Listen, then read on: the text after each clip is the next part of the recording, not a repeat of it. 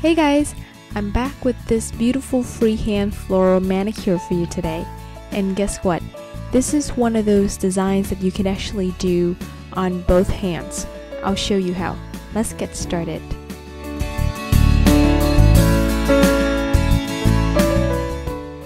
On my hands right now is this beautiful baby blue polish with hexagonal glitters in blue and pink. Can you guess which polish it is? Yes, it's the Revlon in Whimsical. I've worn this many times, just as is, but this time we're going to put design on it. And here I have a few stripers in fuchsia, in light blue, and some silver color. I want to use these colors to bring out even more the colors of the glitters on the original nail polish. So let's start with the blue stripers. I am creating some curved line coming from one corner of my nails and aiming diagonally to the other corner of the nail. And the key here is to create really light strokes of polish that give you this light and wispy feeling to each stroke. And you can see here that they don't need to be perfectly placed, because any space in between them you can just add one line of polish to fill it in to make it a much fuller flower. And then I switch over to the fuchsia color and I do the same thing. However, the position of the petals are a little off, just so again create the fuller look in this flower, so to speak. It's a little more abstract of a flower. But here I'm testing out by filling in these petals with the fuchsia striper. It turns out that I don't need to do this step for me to get the effect of the whole design. So you see that I will skip that filling in the petal step.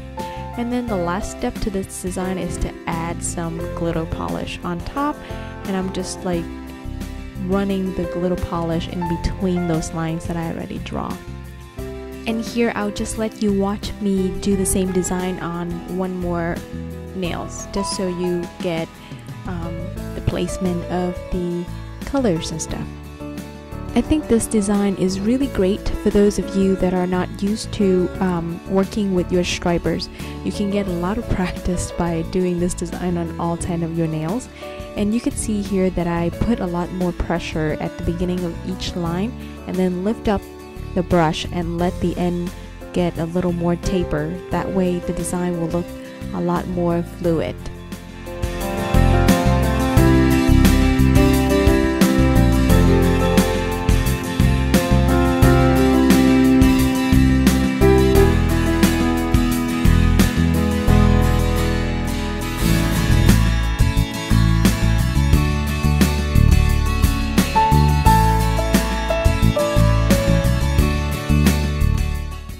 So I have one hand finished, and at this point if I stop the video I'll get a lot of comments saying, "Now go do that on the other hand." Well, I'll show you, because I know that there's many designs that is almost impossible to do it with your non-dominant hands, but with this one is possible, and with a lot of practice you do it a lot faster too. Oh, and by the way, like at this point, right before I put on the top coat, I add a few more lines just to make the whole design a lot more uniform, because sometimes I just feel like something is missing, you know? So I put on the top coat on my left hand just to make sure that the design will not get messed up. I give it a few minutes before I start on the other hand. And the key to doing a design on your other hand, for example, I'm right-handed, and if I use my left hand to draw, is when you have to put both of your hands down onto a steady surface, and so both of your hands have a great place to rest, and then you could just go really slowly, and with practice it will be just fine.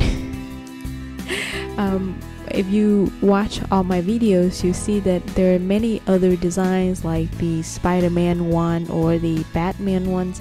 Those are the ones that not as easy to do with your non-dominant hand, but still is possible, and I will be uploading some videos on how to do some of that design outside and then transfer it onto your nail. So here you go, here's proof that this design can be done with your non-dominant hand.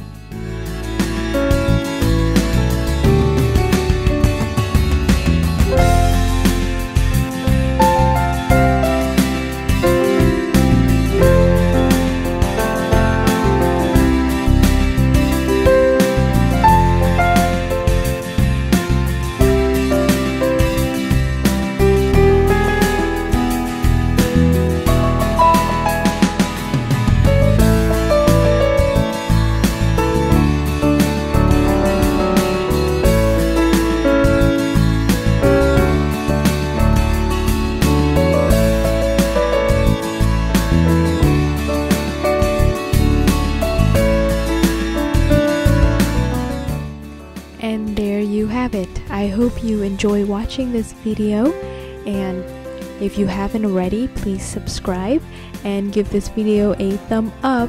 Thank you so much for watching, and I will see you guys soon. Bye guys.